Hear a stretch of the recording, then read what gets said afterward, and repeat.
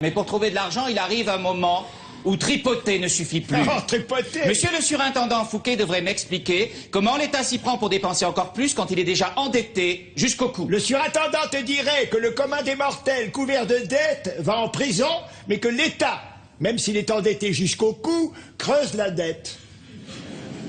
Tous les États font ça. Pourtant, il nous faut de l'argent. Comment en trouver quand on a déjà créé tous les impôts imaginables? Bah, on en crée d'autres. On ne peut pas taxer les pauvres puisqu'ils le sont déjà. Mais non, pas les pauvres. Les riches, alors. Les riches non plus.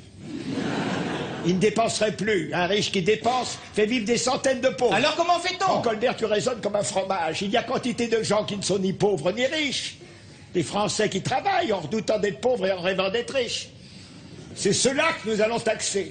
Ceux-là, plus tu leur prends, plus ils travaillent pour compenser.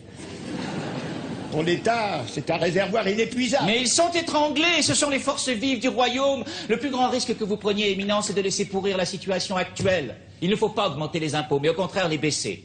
Il faut développer le commerce, principalement le commerce maritime, comme le font les Anglais. Les Anglais. Et l'industrie. L'industrie. Il faut diminuer le nombre des officiers de finances, sanctionner leur trafic. On ne doit plus voir ces grandes fortunes scandaleuses qui nourrissent un sentiment de révolte dans le royaume. Oh, que tu es naïf, Colbert. Crois-tu vraiment qu'on pourrait gouverner la France uniquement avec des gens honnêtes? Pour tenir un pays, il faut malheureusement... Des fripons. Des fripons, oui, monsieur. Oui. Ils nous rendent de grands services que les gens honnêtes seraient incapables de rendre. Ce sont les coquins qui mènent le monde. Votre Éminence est Premier ministre. Oui. Et alors? Eh bien, je voulais oui, dire je sais ce que tu veux dire. Écoute-moi, pour le moment, j'ai besoin de Fouquet. J'en ai besoin, il faut que j'obtienne la paix avec l'Espagne. Et pour cela, il me faut de l'argent. De l'argent, tout de suite. Ah, et Fouquet? Fouquet. Qu'est-ce qu'il y a? Les bruits courent. Ah, les bruits. Et qui fait courir ces bruits? Fouquet? Et les siens? Que ce sont les tractations obscures de votre Éminence, ces négociations secrètes, cette guerre d'Espagne qui n'en finit pas, qui sont cause de la ruine du royaume. On vous dénigre auprès de la reine, du roi. On veut vous faire porter la responsabilité de la faillite du royaume. Dis-moi, tu me parais bien renseigné. Tu ne cherches pas à me trahir, toi au moins? Oh, monseigneur! Oui, je te demande souvent.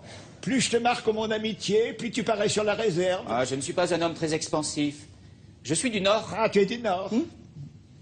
Donc tu n'aimes pas les gens du Sud? J'ai un profond Oui, enfin, tu attachement. ne m'aimes pas. Personne ne m'aime en France, à part mademoiselle Lily. Mais encore, elle est africaine. Hein, Lily, ma chérie, tu m'aimes. Toi, tu ne m'as jamais vraiment compris. Moi, je dissimule, je biaise, j'adoucis, jusqu'au moment ultime où je découvre de quoi je suis capable. Tiens, Richelieu, il a voulu l'autorité de la monarchie et une Europe française, mais il les a voulu par la force. Et il ne les a pas